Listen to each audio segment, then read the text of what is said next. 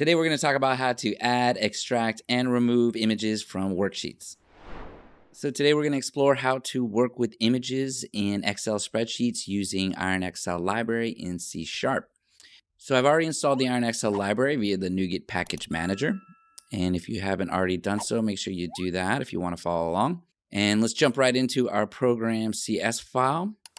First, we import the necessary namespaces for drawing and IronXL functionalities. We then create a new Excel workbook and select its default worksheet.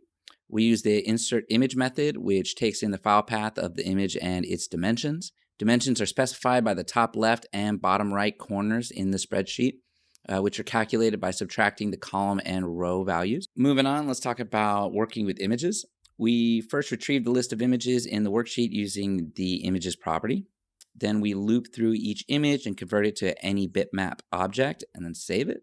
And then lastly, you can remove any image from the worksheet using the remove image method and specifying its ID. And then we wrap things up by saving all the changes into a new Excel file. And we're going to call this one insertimages.xlsx.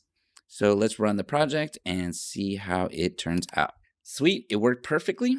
So let's open the resulting Excel file and explore the output. So in this Excel file, you can clearly see the two images were added programmatically, and they are appropriately sized and placed according to the dimensions that we set.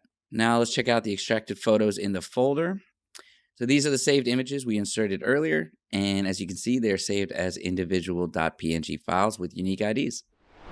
All right, that wraps up today's tutorial. We hope that you found it helpful, and if you have any questions, comments, please don't hesitate to throw them down in the comments section below. Give us a like and subscribe if you want us to continue doing these amazing tutorials. And also, we have a trial subscription if you're really interested in trying the software out and you haven't yet. Click it. It's down below. You're going to love it.